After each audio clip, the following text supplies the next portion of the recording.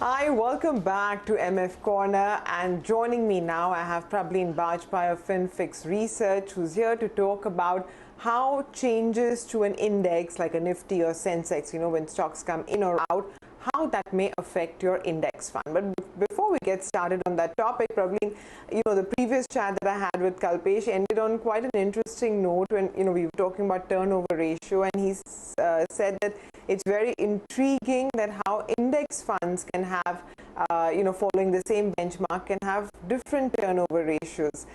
So is there any way to explain it? Okay. Hi, Sumera. Thanks for having me on the show. Yeah, I was hearing the conversation, a very interesting one.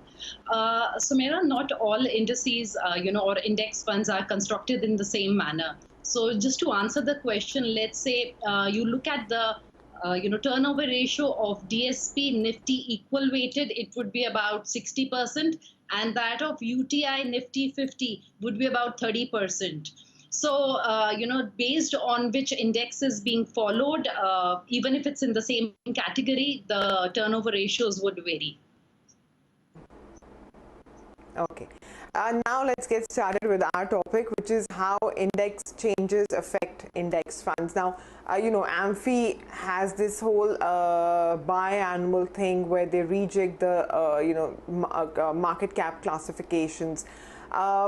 Do such things affect index funds, or is it purely just the fact that, a stock has come in or gone out of the index? Primarily, Sumera, an index fund is supposed to just mirror the underlying index. And index, by the very virtue, how they are constructed, they also undergo rebalancing where stocks are added and deleted from them. And the index funds have to broadly just replicate the same structure, in the fund. So all the decisions, whether it is what to buy, what to delete, what to sell, and when to do so for an index fund, which is a passive strategy, is governed by what the underlying index, is doing. And the recent example of which, of course, is the addition of Tata Steel now to Sensex. So that would mean that this stock would be added to Sensex. So the 5 schemes which are going, which track Sensex, will add this particular stock into their portfolios, and ONGC goes out. Okay, but it's not just Tata Steel, right? I mean, these changes to an index happen ever so often, and in a lot of cases, a stock would have run up, like you mentioned the case of Tata Steel. Is the impact of such changes on an index fund always negative?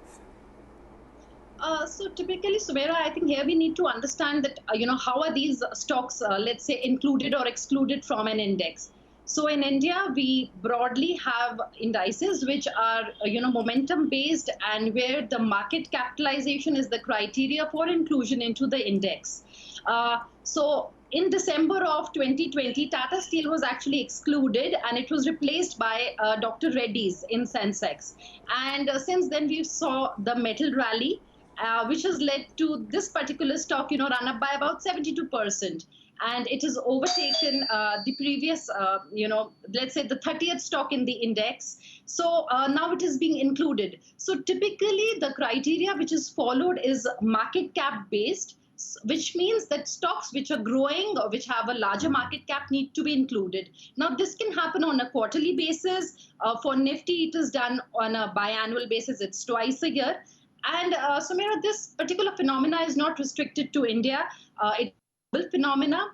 In December of 2020, we saw addition of Tesla in S&P 500.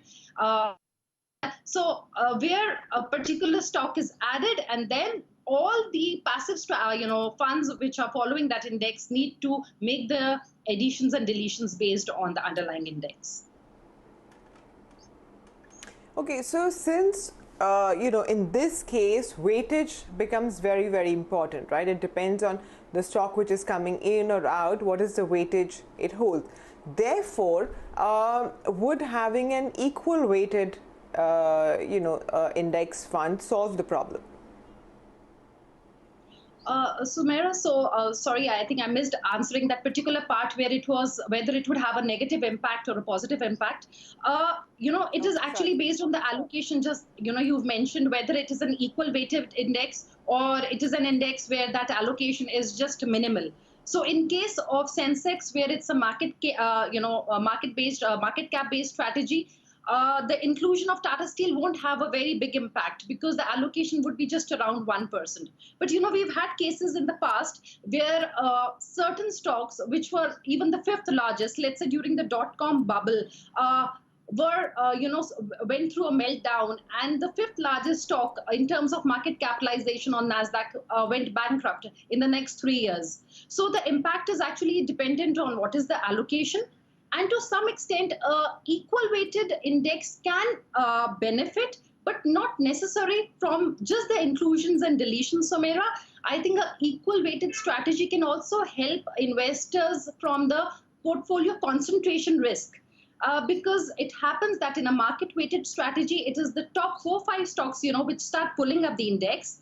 And there will be an underperformance from an equal weighted strategy at that time. But if the rally is broad based, I feel equal weighted strategy can trim your portfolio concentration risk and give you, exposure, I think, in a more fair manner to all the top stocks that are part of the index.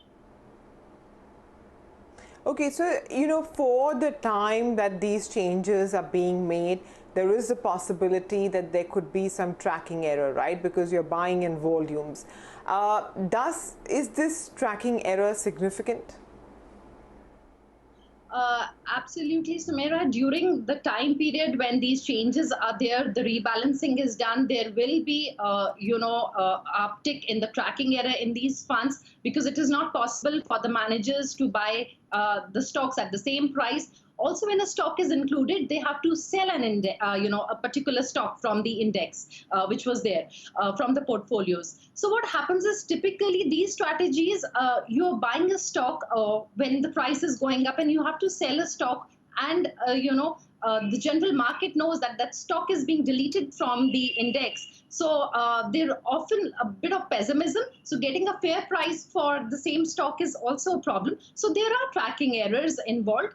And this is the reason why when an investor is looking at a passive strategy, tracking errors must be seen over a 1 year or 3 year period, and not in a short span of time.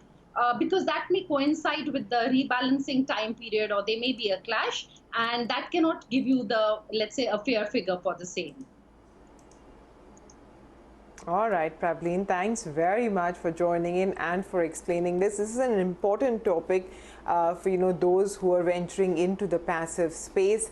It's not so simple, right? I mean, there are changes that are taking place on and off, and you need to be cognizant of the change and what it means for you as an index fund investor. So thanks very much for watching. I hope you found both our topics useful, and do stay tuned in. The team of Closing Bell will join you next.